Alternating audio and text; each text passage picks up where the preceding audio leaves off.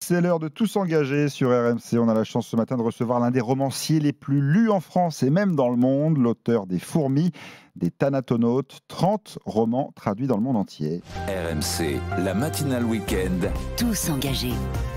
Bonjour Bernard Werber. Bonjour. Vous sortez donc ce nouveau livre, Mémoire d'une fourmi, le 31e roman, si j'ai bien compté, de votre carrière. Et c'est un roman autobiographique. Pourquoi maintenant? Vous n'avez que 60 ans. Parce que ma maman avait la maladie d'Alzheimer et je me suis dit, s'il y a une part héréditaire, je risque d'oublier tout ce qui m'est arrivé.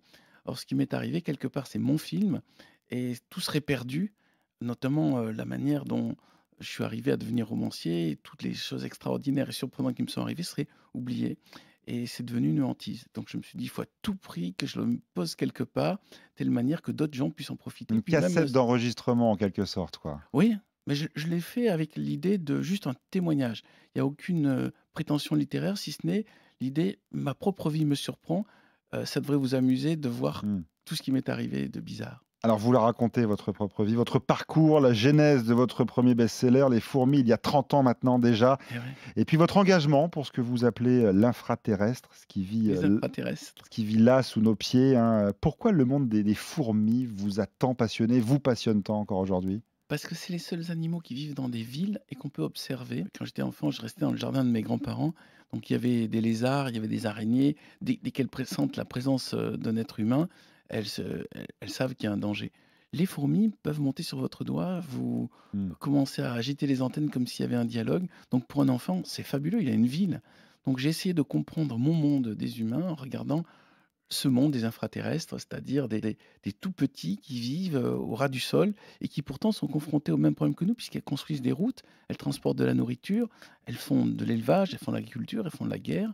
Donc ça, je me suis dit: «Je vais comprendre mon monde en observant ce mini-monde». Le monde des fourmis comme modèle du monde des humains. Vous avez tellement été passionné par les fourmis que vous avez installé une fourmilière dans votre baignoire. Vous le racontez dans votre livre, ça?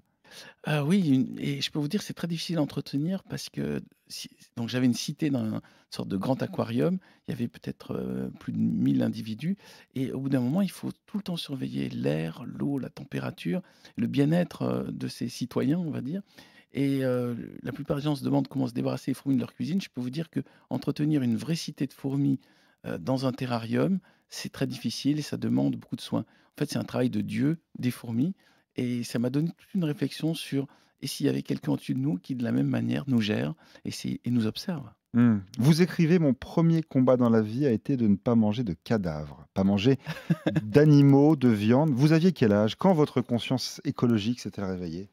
Ah, je pense que vers 5 ans, j'ai commencé à dire, vous savez, c'est la viande pour moi, c'est le fait qu'il y ait du sang, j'en revenais pas. Qu'on me demande de manger quelque chose qui ait du sang, et puis le fait qu'un jour on m'a dit: «Ben, tiens, ça vient d'une vache, ça vient d'un mouton». Pour moi, la vache et le mouton, c'est un regard, c'est des êtres. Mmh. Donc ça m'a semblé tout de suite aberrant de manger des animaux morts. Donc c'est le premier combat que j'ai perdu parce que mes parents m'ont dit: «Il faut que tu manges ça pour avoir des vitamines, il Ils faut que vous ont tu man». forcé, ouais. Voilà, c'est peut-être là où peut-être ma rébellion a démarré. Je me Mmh. suis dit: «Oh là, ce monde n'est pas exactement comme je voudrais, donc je vais devoir me prendre la tête avec tout le monde pour expliquer mon point de vue». Alors ça tombe bien parce qu'aujourd'hui, c'est la journée mondiale de l'environnement. Ouais, Est-ce qu'elle en fait assez, l'espèce humaine, pour éviter sa propre extinction? c'est marrant, vous dites tasser, je me suis dit: «Il faudrait qu'elle se tasse un peu». Heu, Est-ce qu'elle en fait assez? et ouais, En 2 mots. en fait, le principal problème, à mon avis, juste en ayant observé, les animaux, les fourmis, c'est l'adaptation entre le nombre d'individus, l'espace et les réserves. Donc je pense qu'il y a un moment, notre espèce, comme toutes les espèces qui ont vécu avant nous sur terre, va devoir s'autoréguler dans son nombre. On ne pourra pas être 20 000 000 à vivre avec un confort tel que nous l'avons actuellement, sans détruire l'eau et l'air. Ça ne peut se faire que globalement, c'est-à-dire ça ne peut pas être un pays tout seul qui décide de contrôler sa population. Il faut que de manière planétaire, notre espèce décide de se auto-contrôler. Voilà, j'ai pas d'autre terme. Est-ce qu'il faut être radical? Je pense notamment à la pandémie. La fin de la vie sur terre, finalement, vous l'avez scénarisée dans beaucoup de Mmh. dans certains de vos ouvrages.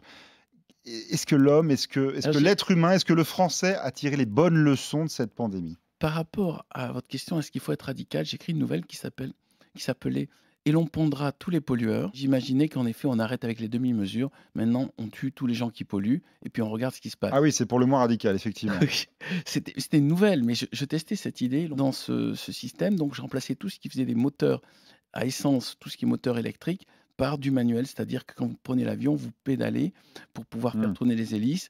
Quand vous prenez une voiture, c'est une voiture à pédale. Tout est à pédale, tout est à l'énergie humaine. Je m'étais aperçu qu'en effet, on pourrait basculer dans quelque chose dans lequel on bannit le moteur, l'électricité. Il suffirait juste de fabriquer des machines adaptées. Et quand on voit justement que le trafic aérien repart de plus belle, que Ouais. vous en pensez quoi? Est-ce qu'on a tiré, oui ou non, les bonnes leçons? Le Covid a été une pause qui nous a permis, quelque part, qui a un côté positif, qui est on s'arrête et on réfléchit. On s'aperçoit que tout ce qui nous arrive, la possibilité de circuler librement, de voyager partout, la possibilité de consommer autant, ben, ça peut s'arrêter d'un coup du fait d'un simple virus. Le Covid nous a obligés à réfléchir sur notre condition et nous a montré que nous étions moins solides qu'on le pensait. Il y aura toujours un avant et un après le Covid. Vous écrivez: «Je vois mon métier comme un métier d'aide à la prise de conscience». Alors d'accord, c'est Ouais. votre rôle d'écrivain, certes, mais est-ce que c'est pas aussi et surtout le rôle des politiques de le faire ça? Alors l'avantage des écrivains, surtout de science-fiction par rapport aux politiques, c'est qu'on a le droit de nous tromper.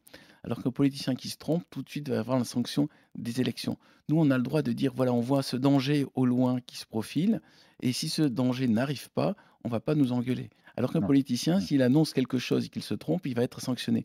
Donc nous avons un devoir de vigie, c'est-à-dire regarder au loin, voir les dangers, signaler ceux qui nous semblent des dangers, même si on n'en est pas sûr, et comme ça, on peut les éviter. Peut-être que c'est parce que George Orwell a écrit 1984 que peut-être il y a des gens qui ont fait référence. Attention, ça c'est la dictature, le fait d'avoir des caméras partout, le fait d'avoir une police, le fait de remettre en question l'histoire, tout ça fait partie des étapes. Mais vous avez lu les derniers rapports du GIEC comme moi. Oui. Il y a observer, il y a alerter, puis il y a agir à un moment donné.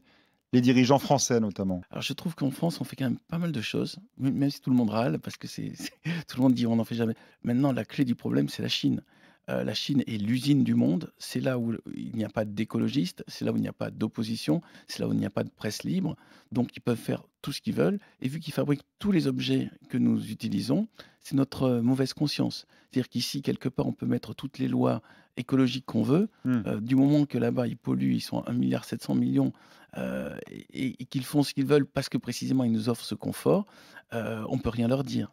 Mmh. Il faudrait renoncer quelque part à consommer ou en tout cas réduire notre consommation. À ce moment-là, on dépendra moins de la Chine et la Chine polluera moins. Et Bernard Werber, il est plutôt optimiste ou plutôt pessimiste? Pessimiste sur le court terme parce que j'ai jamais vu les gens devenir raisonnables d'eux-mêmes.